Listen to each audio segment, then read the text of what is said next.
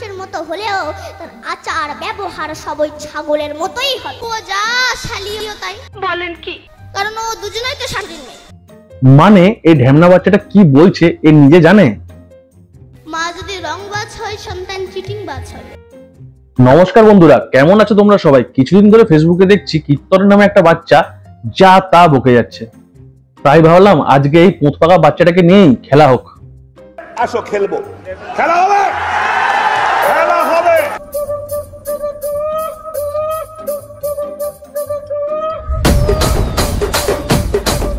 এই কলিযুগে দুটি আশ্চর্য বিষয়, এটার অন্য কোন যুগে ছিল না। এই কলির যুগে দুটি আশ্চর্য বিষয়। প্রথমটা হলো বাচ্চাদেরকে সঠিক সময় পোলিও না খাওয়ালে বাচ্চারা এরকমই ভাট বকবে।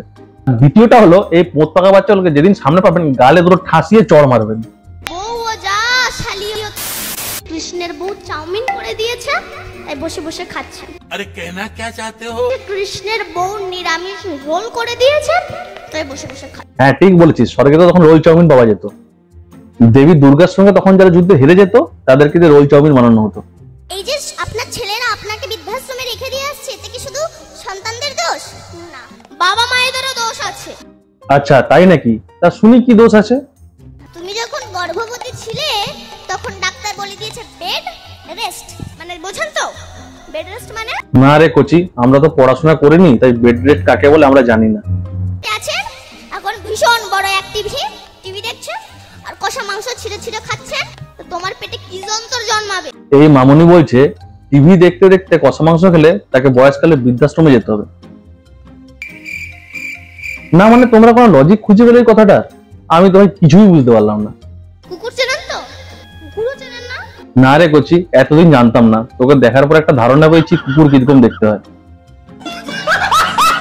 হরিনাম করবে না তা বলে ভগবানের সঙ্গে পাকামি করতে যেও। এই তো মামুনি ভালো কথা বললো। তা মামুনি তুমি কীর্তন করার সময় এত ভাট বকো কেন?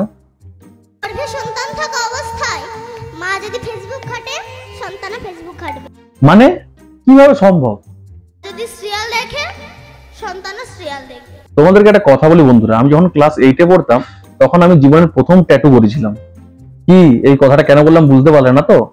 ঠিক সেরকমই আমি এই বাচ্চাটার কোনো কথার মানঠা মুন্ডু কিছুই বুঝতে পারছি না।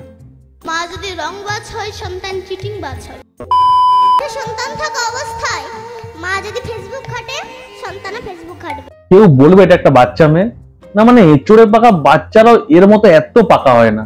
গর্ভে সন্তান থাকা অবস্থায় কোনো মা যদি ছাগলের মাংস ভক্ষণ করে থাকে, তবে তার সন্তানটা দেখতে মানুষের মতো হলেও তার আচার ব্যবহার সবই ছাগলের মতোই হয়। তুই কীর্তনের সাথে যুক্ত আছিস বলে বোন তোকে শুধু খিস্তিটা মারতে পারছি না।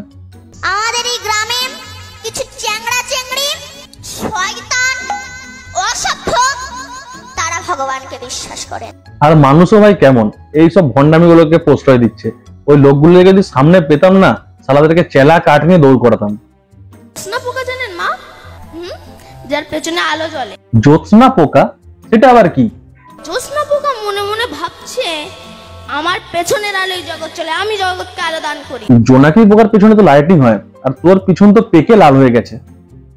আর এরকম ভাট বকতে থাকলে তোমার ভবিষ্যৎ তো অন্ধকার। তখন ওই জ্যোৎস্না পোকার লাইট দিয়ে তোমাকে খুঁজে বার করতে হবে। মূর্খ জগতে আর নাই। উফ, থ্যাংক ইউ বোন, এতক্ষণ পর তুমি নিজেকে নিজে চিনতে পেরেছো।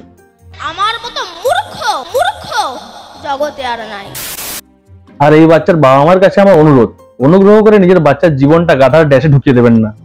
অনুগ্রহ করে বাচ্চাকে স্কুলে পাঠান, তা না হলে কিছুদিন পর টিকিট কেটে চিড়িয়াখানায় গিয়ে বাচ্চাকে দেখতে হবে।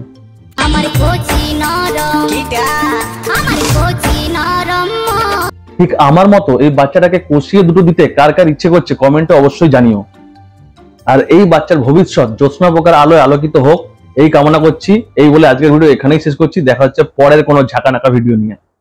अब ऐसा ना करो कि दिल जुड़ ना पाए वापस, तेरे बातों से बिखर जाऊं। हाँ